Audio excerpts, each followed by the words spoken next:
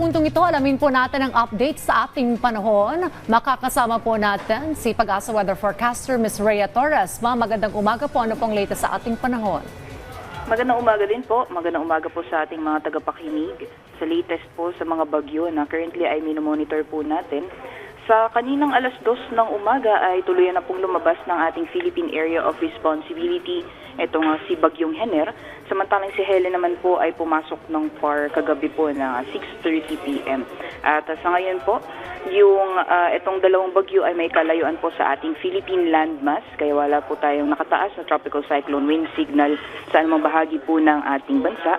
At hindi din po natin inaasahan na magkakaroon ng direktang epekto itong dalawang bagyo sa mga susunod na araw. Samantalang, yung habagat po or southwest monsoon na mostly magdadala ng maulan na panahon sa malaking bahagi ng Luzon, pati na rin sa may kanlurang bahagi ng Kabisayaan, lalong-lalo na po sa bahagi ng Palawan at Occidental Mindoro ngayong araw, posible pa rin po yung heavy to intense or 24-hour accumulated heavy to intense na mga pag-ulan.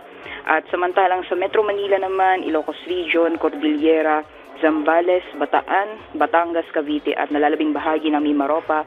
Posible din po ngayon yung moderate to heavy na mga pag-ulan. Kaya patuloy pong pinag-iingat at pinaghahanda yung ating mga kababayan sa mga posibilidad ng pagbaha o pagguho ng lupa dulot ng mga pag-ulan dala ng hangin habagat. Samantalang sa magiging taya po ng panahon sa mga susunod na araw, patuloy pa ng pong kikilos papalayo ang ating Philippine landmass, itong si Bagyong Hener. At patuloy pong kikilos din northwestward hanggang lumabas po ng ating Philippine Area of Responsibility naman, itong si Bagyong Helen. Possible po siyang lumabas ng PAR ngayong araw or mamaya pong gabi. At sa mga susunod na araw, patuloy pong makaka-apekto itong hanging habagat mostly sa western sections ng Luzon. At possible po pagdating ng weekend ay improving weather conditions na po tayo sa areas po ng southern Luzon, Visayas at Mindanao. Sa kalagayan naman po ng ating karagatan, may gale warning po tayo nakataas or babala sa matataas na mga pag-alon sa kanlurang karagatan ng Central Luzon, Southern Luzon at Visayas. Delikado pong pumalaot, lalong-lalo na sa ating mga kababayan na may mga maliit na sakyang pandagat.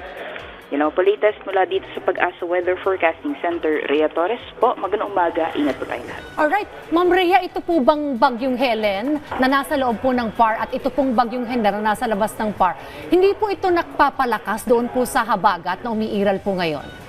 Yes po, tama po. Itong si Hener mostly yung primary nag-enhance nitong southwest monsoon dahil mas malapit po siya sa kalupaan kung ikukumpara din dito kay Helen. Pero may contribution din po kahit kakaunti itong si Helen. At yun po yung dahilan kung bakit hanggang ngayon ay yung areas po ng Visayas na nakakaranas pa rin po ng epekto ng habagat. Okay, kamusta naman po ang ating karagatan? May nakataas po ba tayong gale warning ngayon, ma'am? Yes po, sa western seaboards po ng ating bansa dyan po sa areas or sa mga baybayin ng Bataan, pati na rin po sa Occidental Mindoro, Palawan, Aklan at Antique, nasa maalon hanggang sa napakaalong karagatan po yung inaasahan natin at delikado pong pumalaot, lalong-lalo po yung may mga maliit na sakyang pandagat. Okay, ito pong Bagyong Helen parang sisilip lang po, ano? Kasi sabi niyo po posible today, tama po, ay lumabas na rin po ng PAR itong bagyong ito. At meron po ba tayong kumbaga namomonitor pang ibang sama ng panahon, ma'am? Besides po dito kay kakalabas lang ni Bagyong Hener at si Bagyong Helen, wala po tayo ibang binabantayan. At kung meron man po ay most likely mag-update po tayo sa mga susunod na araw. Right, maraming salamat po sa update, Ms. Rhea Torres ng Pag-asa.